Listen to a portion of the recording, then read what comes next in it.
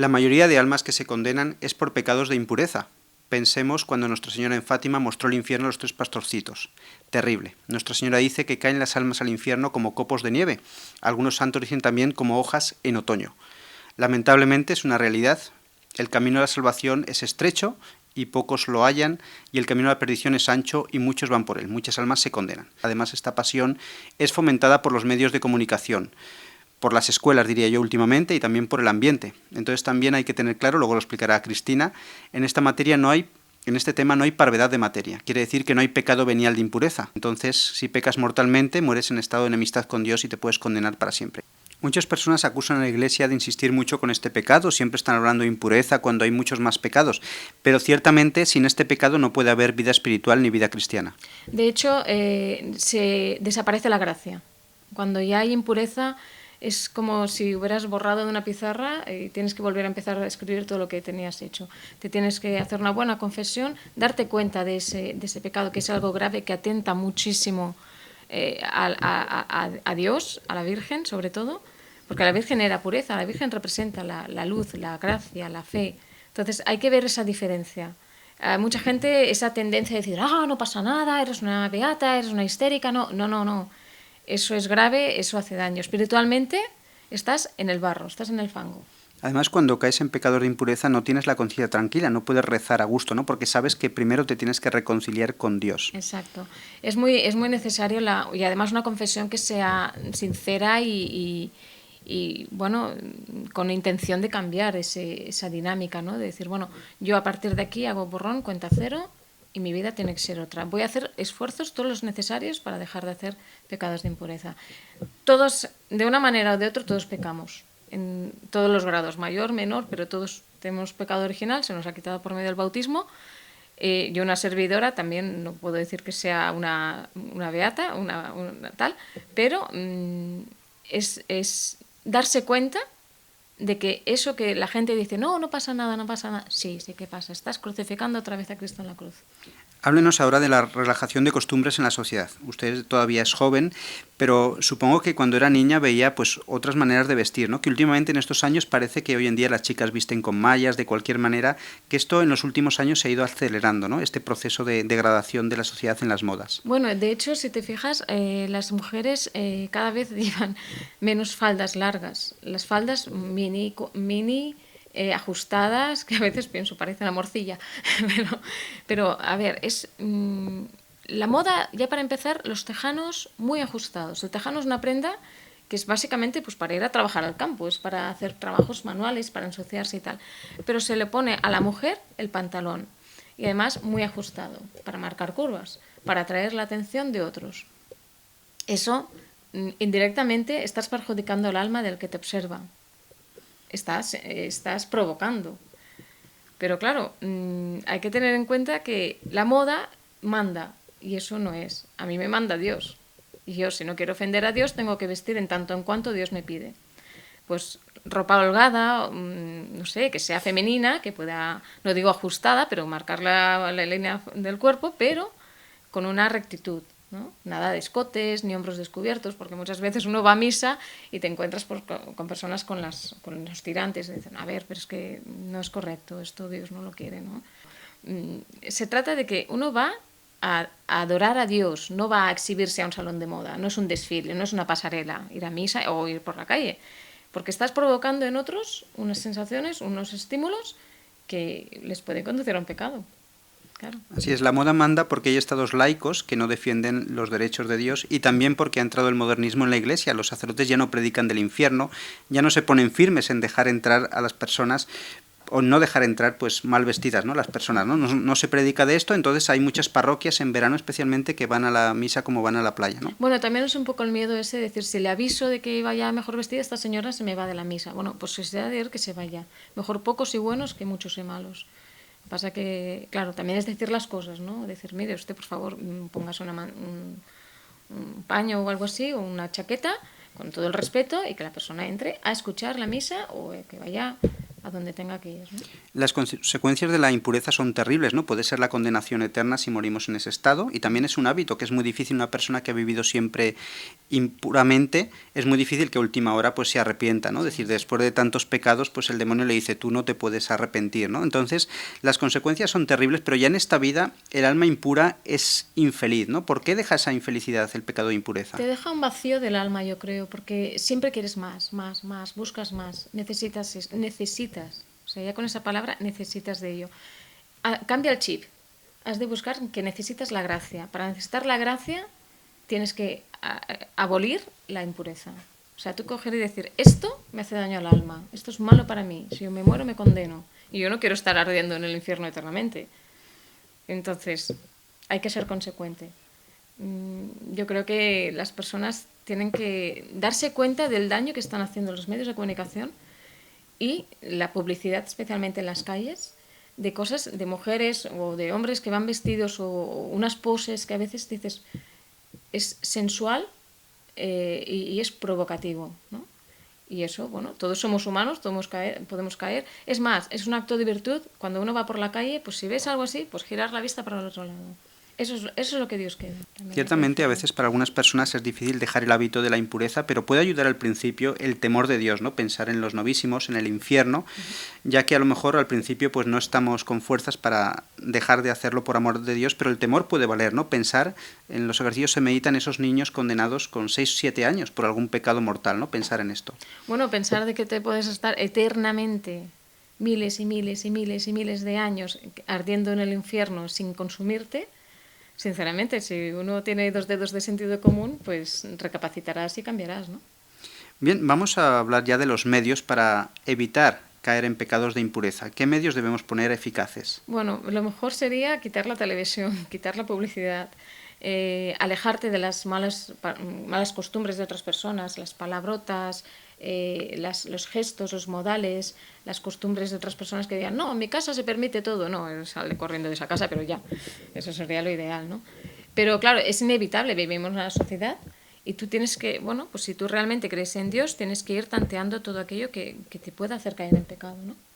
Quitarte de las ocasiones, básicamente. Pero también poner los medios como la oración, los sacramentos. La devoción a la Virgen María, las 3 Ave Marías, ¿no? Los sacramentos, bueno, pues una buena confesión, hablar con un sacerdote que te haga ver, te haga entender qué importante es el tema de la pureza.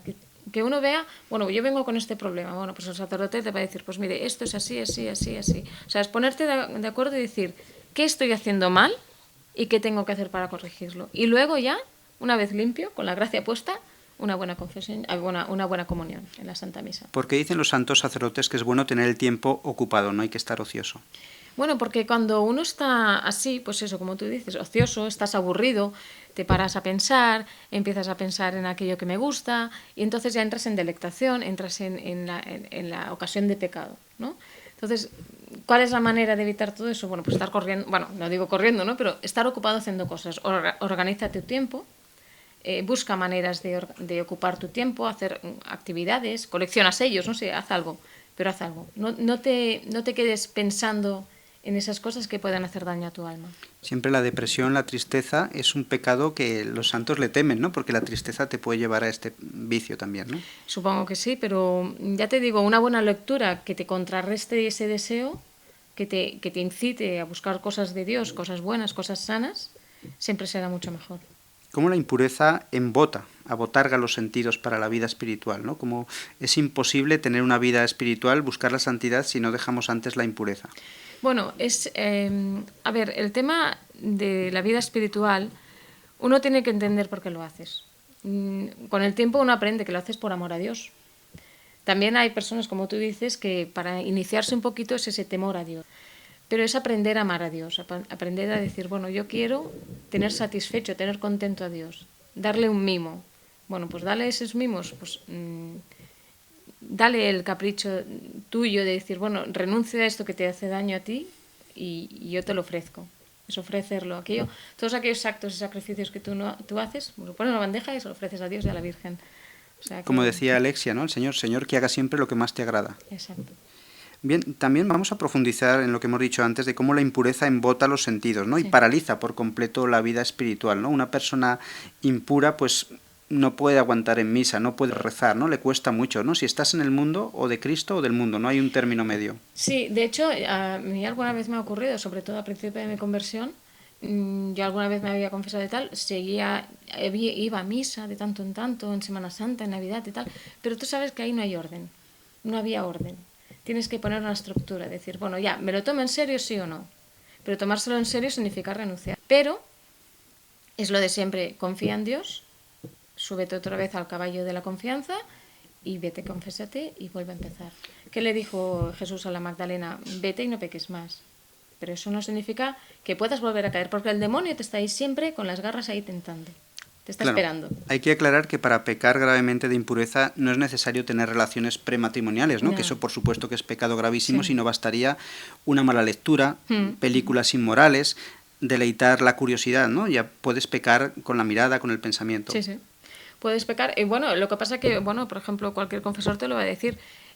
Tú puedes coger y decir, bueno, si yo esto no lo consiento, ya a partir de aquí ya cambia el pensamiento, ya corta.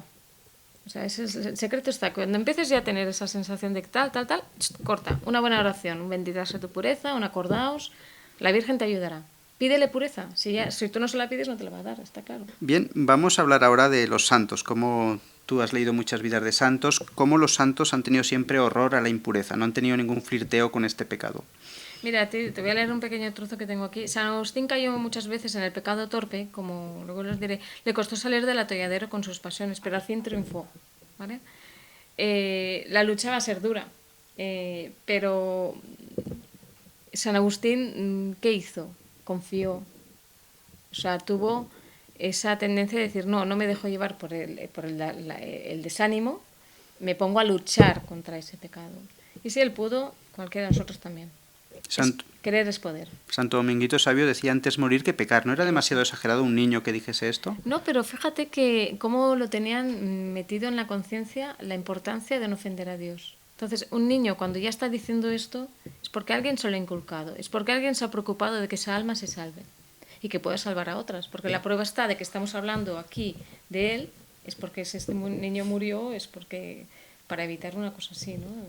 Caer en el pecado de impureza, ¿no? Vamos a hablar como remedio eficaz de la devoción a la Virgen, ¿no? Pero la verdadera devoción, porque uno puede decir, yo tengo mucha devoción a la Virgen de mi pueblo, yo tengo muchas estampitas, pero ¿cuál es la verdadera devoción que es eficaz? Bueno, sería las tres Ave Marías, pero rezarlas con el sentimiento de decir, Virgen, no te quiero ofender. Por si te ofendo a ti, ofrendo a nuestro Señor Jesucristo. O sea, ella es la secretaria. Si tú quieres estar bien con Dios, tienes que estar bien con la Virgen. La Virgen te va a dar la pureza, ella representa la pureza, si no, mírala cómo va vestida. Va con unos mantos y unos velos de cabeza a los pies, para no ofender a nadie, para no enseñar las partes de su cuerpo. Porque ella es la más bella de todos. Y ella es la que más se podría exhibir, sin embargo no lo hace, porque ella representa la pureza. Tres Ave Marías para empezar, pero si rezamos 50, ¿cómo se llama? El rosario. El rosario, la Virgen en Fátima, en Lourdes, Nuestra Señora de Guadalupe, todas las vírgenes, o sea, la misma Virgen María, que son muchas advocaciones, es más, en España se ha demostrado que hay unas 4.500 advocaciones de la Virgen, imagínate, se ha aparecido en todas partes, y además tiene ese detalle de que allí donde aparece va vestida de la manera típica del lugar, o sea, ese detalle que tiene, ¿no? Fíjate si ella es delicada y pura y dulce, ¿no? Que nos invita a rezar el rosario, ¿por qué? Pues bueno, pues para adquirir la gracia. Bueno, necesito paciencia, pido paciencia. Necesito pureza, pido pureza. Pide aquello que necesitas. Tú imagínate que te vas a un supermercado espiritual y dices, bueno, necesito paciencia, pureza, virtud, tal. Cógelo, pídelo. La Virgen está muerta de ganas por dártelo. Vamos a hablar ahora de la importancia de la educación en familia para no caer en este pecado. Pensemos, por ejemplo, si hoy en día todo el mundo tuviese los padres de Santa Teresita, ¿no? Otro cantaría en la sociedad, ¿no? Pues sí, la verdad es que si tú te paras a pensar, en la sociedad hoy día somos matrimonios con un padre por aquí, una madre por allá, un sobrino, un nieto, no sé qué, uno separado, uno divorciado. Desde el punto de vista cristiano está todo patas arriba, pero muy mal. Claro, entonces dices, bueno, tú te paras a pensar cómo vivían antiguamente. Primero, las políticas y los gobiernos eran mucho mejores. Segundo, las familias eran más unidas, más hijos y más felices. Y tercero, cada uno tenía su papel. El hombre trabajaba Y la mujer también trabajaba en la casa, que también es un trabajo estar en una casa cuidando hijos. Entonces, cada uno tenía su rol, su papel. Sin embargo, ahora está todo alternado. La mujer trabaja, el hombre cuida la casa, los niños por aquí, los niños por allá. O sea, es volver a poner las cosas en su sitio, en su orden. Hablemos de los colegios. Hoy en día se está educando en los colegios pues muy mal, ¿no? Enseñando cosas que realmente ofenden mucho a Dios, ¿no? Como la transexualidad, Sí. las relaciones entre personas del mismo sexo, todo esto se está enseñando en los colegios, ¿no? ¿Cuál sería la importancia de colegios católicos que enseñen la recta doctrina en este aspecto? Bueno, yo veo que en los colegios, sinceramente, se le está dando mucha importancia al tema de la sexualidad porque hay una sociedad que se está empezando a formar, se está germinando, una tendencia masónica que quiere quitar todo lo cristiano, todo lo católico, quiere imponer su orden, quiere que esté todo alterado, quiere que todas las pautas que se han dado durante 21 siglos de cristianismo se anulen, es decir, viva la vida, yo hago lo que quiero, yo soy libre y hago lo que me da la gana con mi cuerpo. Pues sinceramente, eso a Dios no le gusta nada. Y al paso que vamos, yo no digo una catástrofe, pero esto ofende mucho a Dios. Los medios del mundo propagan la impureza, ¿no? Pero los medios católicos tenemos que seguir perseverando, ¿no? En difundir la recta doctrina, ¿no? Aunque parece que no los ve mucha gente o no son tan masivos. Es igual, pero la verdad, a veces somos pocos, pero sinceros. O sea, a veces duele que te digan la verdad. Y si eres un poco humilde, recapacitarás y cambiarás. Y te darás cuenta que esa corrección te ha hecho mucho bien. Que a mí me ha pasado muchas veces. ¿Cuántas veces personas que me quieren se me acercan, oye, tú esto, y al final dices, jo, qué rollo. Pero cambias y te das cuenta, mira, te lo agradezco por la corrección. Hay que ser un poco humilde. Y rectificar es de sabios. O sea, sí, yo creo que es una cuestión de pararse a ver las cosas desde el punto de vista objetivo de buscar la verdad. ¿Qué diría aquella persona que esté viendo este vídeo y de momento no le convence, ¿no? Dice, pues yo no creo que sea tan grave, ¿no? ¿Por qué es tan grave el pecado? ¿Por qué ofende tanto a Dios? Porque es suciedad moral. O sea, ya te digo, la comparación es como estar entre una charca de fango, compararla con un río cristalino. Vuelve a la gracia, vuelve a la pureza y disfruta de ese río cristalino. Ponte debajo de las cascadas de la Virgen María, de la gracia, de la virtud, de la pureza. ¿Merece la pena? ¿Eres más feliz viviendo Sí. en castidad que antes cuando estabas a lo mejor un poco descarriada en el mundo? Sí, mucho mejor. Mucho mejor, es más, vale la pena porque, ya te digo, es una apertura al mundo de otra manera. Yo no te digo que vas mirando a la gente por encima del hombro, no, pero veo la esclavitud de otros. Piensas, bueno, pobrecillo, esa persona necesita de eso, pero rezar por él, por esa persona, que decir, bueno, yo te aviso, mira, ojo con esto, tal. No pasa nada, no pasa. Sí, sé que pasa. Estás clavando a Cristo otra vez a la cruz y te estás perjudicando a ti. Pero no hacen caso. Bueno, pues oración. ¿Cuál es la diferencia entre vivir en gracia de Dios, acostarte con la conciencia bien tranquila, decir, si me muero esta noche, pues voy al cielo, bueno, pasando por el purgatorio, ¿no? Si no, todavía, pues, porque bueno, claro, hay que espiar mucho, ¿no? decidirán. Pero ¿cuál es la diferencia entre vivir en gracia de Dios, estar siempre con la conciencia tranquila, y vivir en pecado, decir, uy, si me pasa algo, ¿a dónde iré, no? Bueno, es aquella sensación de decir, estoy constantemente agradeciéndole a Dios mi conversión.